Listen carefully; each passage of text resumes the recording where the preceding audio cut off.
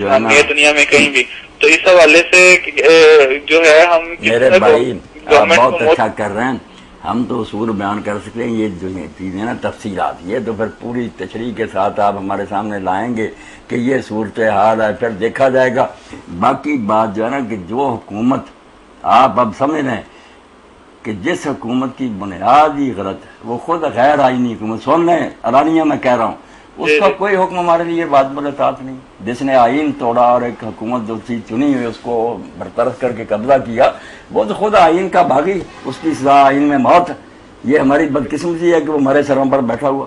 کیا ہے حکومت جس کی ہم اطاعت کریں؟ حکومت وہ ہے جس کو عوام چنے اپنی مرضی، اچھی ہے یہ بری، پھر آپ لوگوں نے اس کو مینڈیٹ دیا، اس کی بات مانیں، بڑی ہے تو اگلی مرتبہ بدل لیں. ایسے لوگ جو آئین توڑ کر آئے، اسی لیے پورے ملک میں لا قانونی لوگ جانتے ہیں جب صدر مملکت ڈاکو ہے، اس نے قبضہ کیا نہ جائے، ہم کیا قانون کی اطاعت کریں؟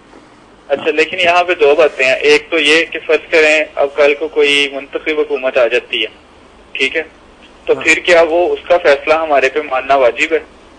بالکل، جو ہماری چنی ہوئی حکومت ہوگی ہے، اور وہ حکومت جس کے بارے میں آپ جانتے ہیں کہ پاکستان کے آئین میں لکھ دیا گیا کہ وہ نائب ہوگی اللہ تعالیٰ کی، قرآن و سنت کے تحت حکومت کرے گی، یہ پابندی ہے. اور اب تو ماشاءاللہ یہاں پہ یہ بات جو ہے، یہ مشکل بات ہے آپ نے کی. اس کی وجہ یہ ہے کہ اب تک تو ہماری کوئی حکومت قرآن و سنت کے مطابق فیصلے کرتی ہے. یہ تو بڑا لمبا موضوع آپ نے شروع کر لیا ہے. آ جائے گی انشاءاللہ. اب ہم لوگوں کو بھی موقع مل گیا، عدالتوں میں موقع مل گیا. اگر یہ لوگ ایسا کریں گے تو انشاءاللہ ان کا گلا دبایا جائے گا کہ قرآن و سنت کیا کہتا ہے، تم کیا کہتے. اور جمہوریت اگر آ جائے اچھی بڑی، تو آپ دیکھتے ہیں کہ پھر وہ بری ہوگی حکومت تو لوگ پاگل اگلی مرتبہ پھر ان کو چنے. کوئی کرنے تو دے انتخاب لوگوں کو، خود اس میں دخل دے دیتے ہیں، پہلے آدمی چن لیتے ہیں، سیٹیں تقسیم کر لیتے ہیں. یہ جمہوریت کے نام پر فراد ہے. وہی ساز کون مغرب کا جمہوری نظام، تو سمجھتا ہے یہ آزادی کیا نیلم پر.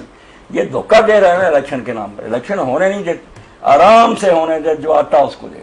برا ہوگا 2-4 مرتبہ لوگ چھانٹ لیں گے خود.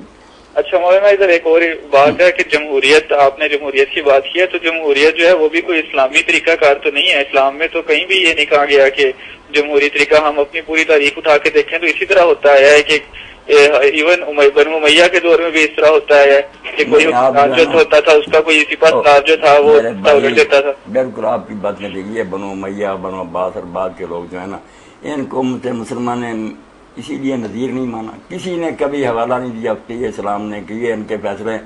جو پہلا دور ہے وہ حضرت عمر رضی کا خطبہ جو صحیح بخاری میں ہے، اس کے بعد جمہوریت کو جو نہیں مانتا وہ بیوقوف نادان ہے. اعلان کر دیا کہ اگر کوئی بیعت کرے امت کے مشورے کے بغیر تو بیعت کرنے والے کو بھی قتل کر دو اور بیعت لینے والے کو بھی قتل کر دو. حضرت عمر کا یہ حضرت عمر نے اعلانیہ خطبہ بخاری کی حوالہ دیا ہے مولانا. یہ پورا خطبہ اس قابل ہے کہ اس کو شائع کیا جائے کہ لوگ کیا کہہ رہے ہیں.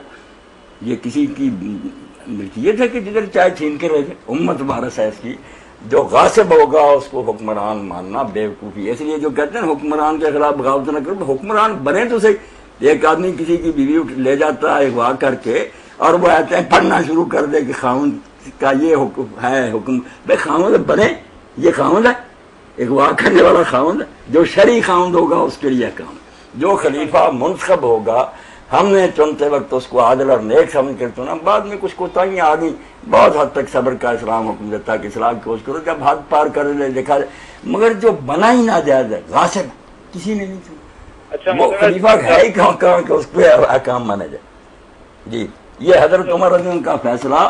اور سنایا بھی انہوں نے، دیکھے نا جو لوگ بیان کر دیتے ہیں کہ حضرت ابوبکر کی بیعت بھی تو اچانک ہوئی، انہوں نے خود کہا کہ واقعی اچانک ہوئی. مگر حالات کیا پیدا ہو گئے.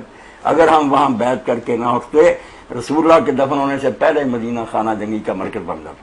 منافقین نے سوچا مجبوری ہوگی کہ وہ کہتے اب اگر کوئی اس طرح کی بیعت کرے، ابو بکر رضی اللہ نے فرمایا سر اڑا دو، کسی کو حق نہیں امت کو پیچھے بغیر. مگر وہ حالات ایسے تھے کہ اگر ہم طے نہ کرتے کیا بنتا پھر. یعنی اسلام میں بھی ضرورت دور میں لوگوں کو سنانا چاہیے. لمبی تقریر ہے، بہت لمبی تقریر جو مدینہ منورہ وفات سے چند مہینے پہلے دی ہے. اچھا مولانا، جہاد کا اعلان حکومت کرے گی یا کوئی مفتی اعظم کرے گا؟ نہیں، کسی کو اعلان کرنے کا حق نہیں.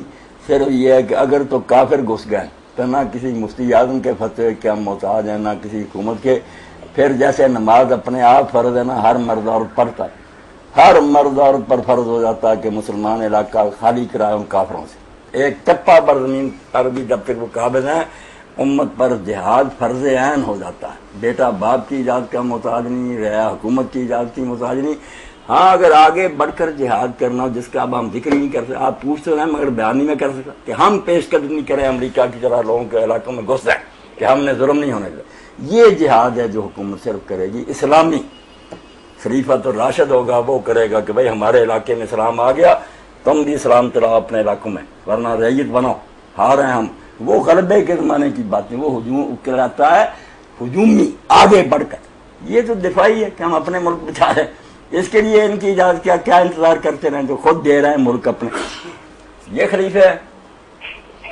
اچھا مولانا اگلا سوال یہ ہے کہ اگلا سوال اگلے اتوار کریں گے کیونکہ ٹائم بڑا لمیٹڈ ہوتا ہے، ہر اتوار پروگرام ہوتا ہے، اب اگلے اتوار کال کیجیے۔ بڑی خوشی ہوئی آپ سوال لکھ رہے ہیں، دیکھیں چلیے ایک سوال کر لیں بس، معذرت کے ساتھ کوئی بات نہیں، آپ ایک کر لیں۔ بس سوال کریں جی۔ اگلا سوال یہ ہے کہ دین میں کہتے ہیں جبر نہیں ہے، ہاں ہاں ٹھیک ہے۔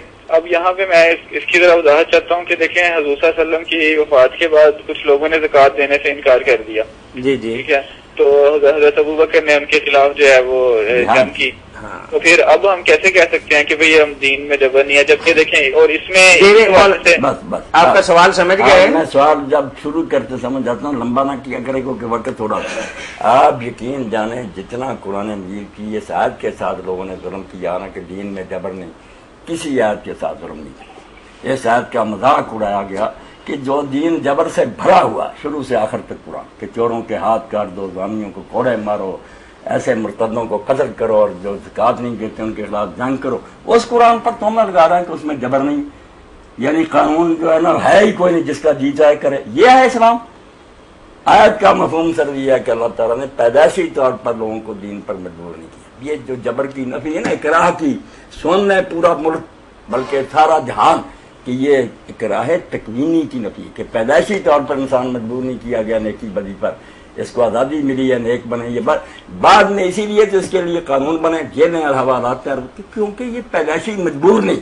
اگر مجبور ہوتا قانون بنانے کی ضرورت ہی نہیں، جیسے سورج چاند چل رہے یہ بھی چلتا رہتا، کیونکہ یہ غلط بھی چل سکتا، اس کے لیے جبر کی ضرورت پڑی کہ جیلیں بنائی جائیں، پولیس اور فوج بنائی جائے۔ قرآن نے بھی کوڑے اور فریدے، اور قرآن تو کہتا ہے اس کے لیے جبر چاہیے کیونکہ یہ گمراہ ہو سکتا۔ آیت کا معنی یہ صرف کہ یہ تقدیر کی طرف سے مجبور نہیں ہے، دین مجبور تو کرے گا، جو اسلام قبول کرے گا وہ کہ بعد میں کچھ نہیں کرنا میں نے اس پر، ایسا ہو سکتا؟ ایک شخص فوج میں بھرتی نہیں ہونا چاہتا، نہ ہو، جب ہو گیا اب وہ کیا میں قوانین کی پابندی نہیں کروں، کورٹ مارشل تو ہوگا۔ تو اس آیت کے بارے میں خدا کے لیے توبہ کریں سب لوگ کہ دین میں جبر ہے، دین جبر سے بھرا ہوا، بالکل تلوار لٹک رہی ہے سر پر کہ جو ایسا کرے گا اڑا دیا جائے گا۔ صرف یہ کہ پیدائشی طور پر دوسری چیزوں کی طرح یہ مجبور پیدا نہیں کیا، یہ مختار پیدا ہوا، اس اختیار کی وجہ سے یہ غلط راستہ بھی اختیار کر لیتا صحیح، اس لیے اس کے لیے انعام بھی ہے، سزائیں بھی، یعنی یہ ثابت کر رہی ہے کہ جبر کی ضرورت اس لیے پڑی انسان کے لیے کہ یہ تقدیر کی طرف سے جکڑا ہوا نہیں تھا، جکڑا ہوا ہوتا تو اس کے لیے بھی کوئی قانون نہ ہوتے، مگر اب اس کے لیے ہیں۔ یہ آپ کو الکشاف جو ہے امام مشرق کی پڑھنی چاہیے، صرف اس نے نقطہ سمجھا، ورنہ لوگوں نے مذاق بنا رہا کہ سارا قرآن و سنت سزاؤں سے بھرا ہوا، کہتے ہیں جبر ہی نہیں ہے، کھیل بنا ہوا۔ یہاں تو جو شخص نماز نہیں پڑھے گا اس کے لیے بھی 3 امام تو کہتے ہیں سر اڑا دو، قتل۔ ایک کہتا ہے کہ حبس دعام کرو، جیل میں بند کرو، روزانہ کوڑے صبح سے شام تک برستے رہے، لہو لہان ہوتا رہے، یا اگلی نماز تک شروع کر دے مر جائے۔ کون چھٹی دیتا کہ اسلام لے اور بعد میں مزے کرتے رہو؟ یہ بات واضح ہوگی بھائی، یہ بات اگلی مرتبہ آپ کا یہ سوال جو ہے نا بہت اہم تھا اور قیمتی تھا، اگلی مرتبہ بھی یہ دہرائیں تاکہ لا اکراہ فی الدین کی اچھی وضاحت کروں۔ یہ تو ماحول بن گیا ہے۔ آپ کا نمبر مولوی بشیر صاحب نے دیا تھا، انہوں نے تعارف کروایا تھا مولانا بشیر صاحب نے، بڑی خوشی، ہاں ٹھیک ہے، بڑی خوشی ہوئی۔ چلیے بہت خوشی ہوئی بھائی، مولانا فرما رہے ہیں کہ اگلے اتوار ہمیں پھر یہی سوال دہرائیے گا۔ یہ